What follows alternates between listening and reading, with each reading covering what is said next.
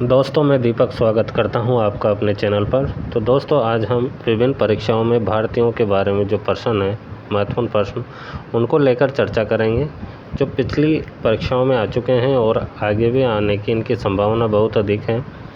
तो शुरू करते हैं दोस्तों। वर्धमान महावीर ने परिनिर्वाण कहाँ प्राप्त किया? तो वर्धमान महावीर ने जो परिनिर्वाण प्राप्त किया था वो पावा में किया था।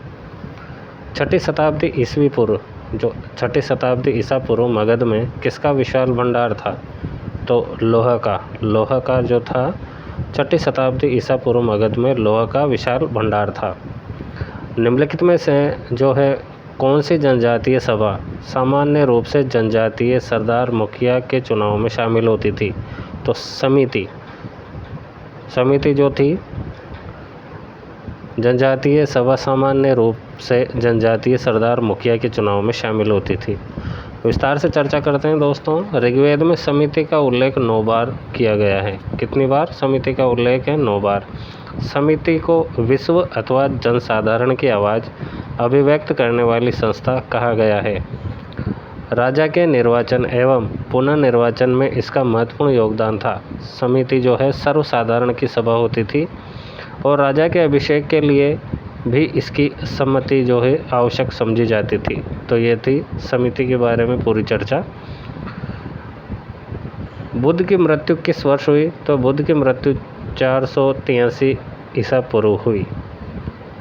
दक्षिण भारत में प्रसिद्ध जैन केंद्र स्थित है श्रवणबेलगोला में, कर्नाटक के अंदर प्रसिद्ध जैन केंद्र है श्रवणबेलगोला। भारत में सबसे पुराना लौह युग जुड़ा हुआ है। किससे जुड़ा हुआ है? चित्रित धूसर मृदभांडों के साथ। चित्रित धूसर मृदभांडों के साथ भारत में सबसे पुराना लौह युग जुड़ा हुआ है। जैन साहित्य को कहते हैं अंग। जो जैन साहित्य है उसको क्या कहा जाता है? अंग कहा जाता है, अंग। और जो प्राचीन भारत के चिकित्सीय कौन कौन से थे चिकित्सक? वो थे चरक, सुश्रुत और वाग्भट। कौन कौन थे? चरक, सुश्रुत, वाग्भट। कौन सा जो अन्न था मनुष्य द्वारा सबसे पहले प्रयोग होने वाला था? वो था यव या जो था मनुष्य द्वारा सबसे पहले प्रयोग में होने वाला था, अर्थात जौ का जो प्रयोग किया मनुष्य ने सबसे पहले किया। रामायण का फारसी अनुवाद किया था बदायूनी। किसने किया? बदायूनी ने रामायण का फारसी में अनुवाद किया। आरंभिक जो वैदिक काल में वर्ण व्यवस्था थी व्यवसाय पर आधारित थी। किस पर? व्यवसाय पर, अर्थात कर्म पर। विस्तार से बात करते हैं। ऋग्वेद के 9वें मंडल में एक सूक्त में कहा गया है। ऋग्वेद के 9वें मंडल में एक सूक्त है, उसमें कहा गया है कि मैं कवि हूँ, मेरे पिता वैद्य हैं और मेरी माता जो है अन्न पीसने वाली है। साधन भिन्न है परंतु सभी धन की कामना करते हैं। इससे सिद्ध होता है कि आरंभिक जो वैदिक काल में वर्ण व्यवस्था जन्म पर नहीं थी, व्यवसाय पर या कर्म पर आधारित थी, और उत्तर वैदिक काल में ये जो वर्ण व्यवस्था थी जन्म पर आधारित नहीं होकर कर्म पर आधारित हो गई। प्रारंभिक बौद्ध ग्रंथों की रचना किसमें की गई थी? तो बौद्ध ग्रंथों की रचना पाली भाषा में की गई थी। और प्राचीन भारत का जो प्रसिद्ध शासक था चंद्रगुप्त, उसने क्या किया था? उन्होंने अपने जीवन के अंतिम दिनों में जैन धर्म को अपना लिया था। किसने? चंद्रगुप्त मौर्य ने। बात करें भारत आने वाला जो पहला जहाज़ था वो था रेड ड्रैगन। कौन सा था भारत आने वाला पहला अंग्रेजी जहाज़? Red dragon. अर्थशास्त्र की रचना कौटिल्य द्वारा की गई और रामायण का फारसी अनुवाद किया था बदायूनी ने। हेनसांग जो था हर्षवर्धन के शासनकाल में भारत आया था। 1937 में जो 2 राज्यों में गैर कांग्रेसी मंत्रिमंडल थे। 1937 में 2 राज्य थे, पंजाब और बंगाल। कौन कौन से थे? पंजाब और बंगाल, जिनमें क्या थे? गैर कांग्रेसी मंत्रिमंडल थे।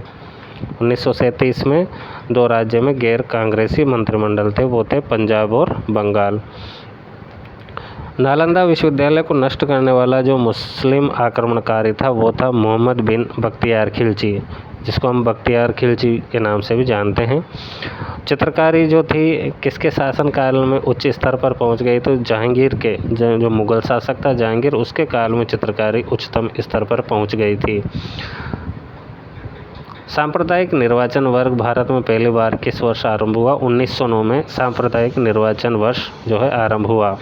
शिवाजी ने तोपें और गोला बारूद जो थी पुर्तगाली यूरोपीय शक्ति से लिया था। शिवाजी ने तोपें और जो गोला बारूद था वो जो यूरोपीय शक्ति थी पुर्तगाली, उनसे लिया था। भारत के राष्ट्रवादी नेताओं ने साइमन कमीशन का बहिष्कार क्यों किया? क्योंकि ये जो साइमन कमीशन था 1927 में जिसका गठन हुआ, तो इसमें क्या था कि जो सभी सदस्य थे, 7 सदस्य, वो अंग्रेज थे। इसको श्वेत कमीशन के नाम से भी जाना जाता है। 1857 का विद्रोह जो था एक राष्ट्रीय विद्रोह था, यह कहा था डिज़रायली ने। राष्ट्रीय विद्रोह किसने कहा? डिज़रायली ने।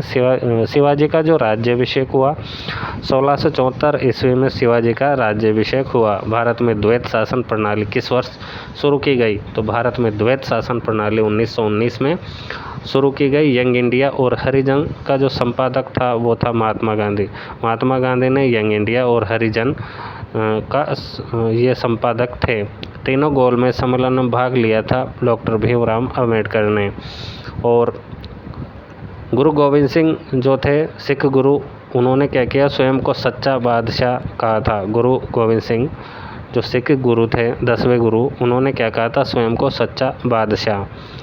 महात्मा गांधी द्वारा सविनय अवज्ञा आंदोलन कब शुरू किया गया? 1930 में सविनय अवज्ञा आंदोलन शुरू किया गया। फाहियान जो था चंद्रगुप्त द्वितीय के काल में भारत आया।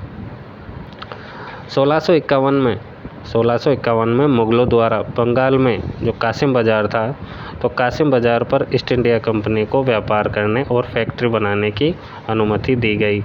कब दी गई? 1651 में। कहाँ दी गई? बंगाल में दी गई, कासिम बाज़ार पर।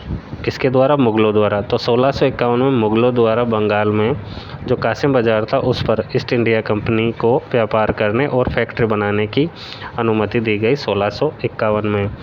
इनकलाब जिंदाबाद का नारा दिया था इकबाल। किसने दिया? इकबाल ने दिया। और यह नारा जो है भगत सिंह के कारण प्रसिद्ध हुआ। दिया तो था किसने? इनकलाब जिंदाबाद जो नारा था ये इकबाल ने दिया था, लेकिन जो प्रसिद्ध हुआ किस कारण से? यह नारा भगत सिंह के कारण प्रसिद्ध हुआ। और गदर पार्टी का जो गदर पार्टी का मुख्यालय जो था वो सैन फ्रांसिस्को में था। कहाँ था? सैन फ्रांसिस्को में। तो दोस्तों ये थे महत्वपूर्ण प्रश्न। आपको ये प्रश्न कैसे लगे? अगर अच्छे लगे हों तो आप जो है चैनल को सब्सक्राइब करें, ऑडियो को लाइक करें और दोस्तों के साथ शेयर करना ना भूलें। धन्यवाद।